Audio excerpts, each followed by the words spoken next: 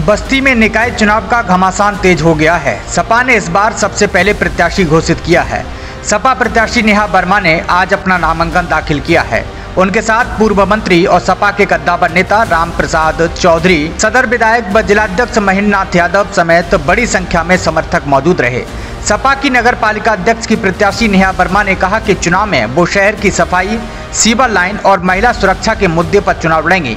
जो पिछले 5 सालों में काम नहीं हुआ है उसको करके दिखाएंगी। सपा जिलाध्यक्ष व सदर विधायक महेंद्र यादव ने कहा कि नगर पालिका, यूपी और केंद्र में बीजेपी की सरकार है, लेकिन अब तक शहर की हालत ठीक नहीं है। साफ सफाई से लेकर सड़क और जल निकासी की कोई व्यवस्था नहीं है। चुनाव जीतने के बाद सबसे पहले सीवर पाइपलाइन का काम किया जाएगा, जिससे शहर में जल जमाव और घरों का पानी आसानी से निकल जाए। नेहा वर्मा के टक्कर में कोई नहीं है, इसलिए अब तक दूसरी पार्टियों को प्रत्याशी नहीं मिल पा रहे हैं। वहीं पूर्व मंत्री राम प्रसाद चौधरी ने कहा कि 5 साल पहले बीजेपी वाले कहते थे कि ट्रिपल इंजन की सरकार बनने के बाद साफ सफाई, सीवर लाइन और सड़कें चमकने लगेंगी, लेकिन पिछले 5 सालों में कोई काम नहीं हुआ है।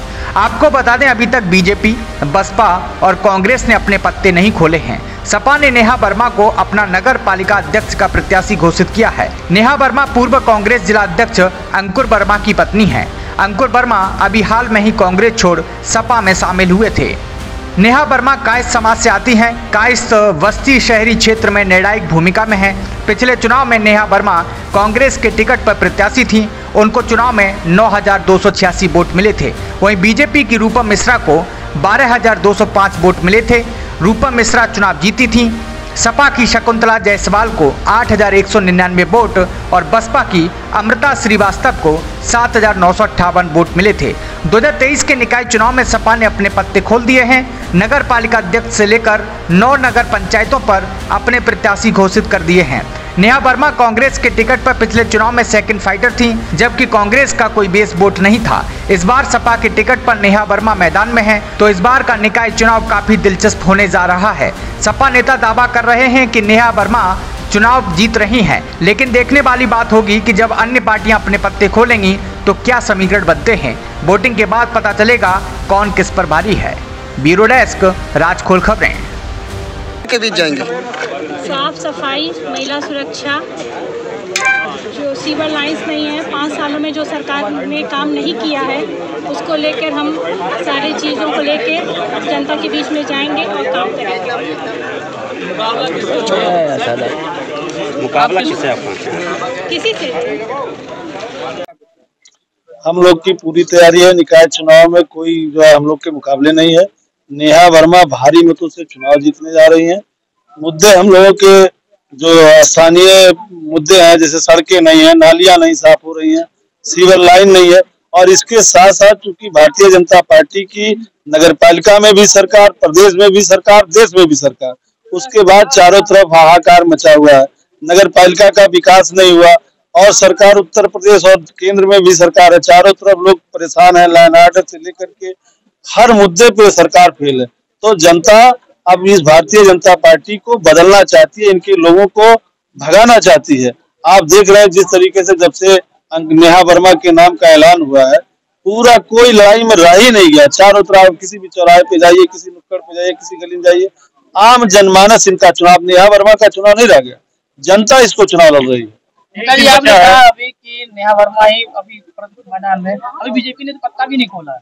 को समझ ही नहीं पा रहे हैं किसको लड़ा है, वो डिसीजन ही नहीं ले पा रहे हैं, क्योंकि अब नेहा वर्मा, हर आदमी नेहा वर्मा हो गया, जनता एक एक वोटर नेहा वर्मा हो गया, चारों तरफ नेहा वर्मा चल रही है, वो समझ नहीं पा रहे हैं। टिकट की देरी को क्या मानते हैं आप? भाजपा की टिकट की देरी को वो समझ नहीं पा रहे हैं कि किसको, चूंकि लड़ाई में ही कोई नहीं है।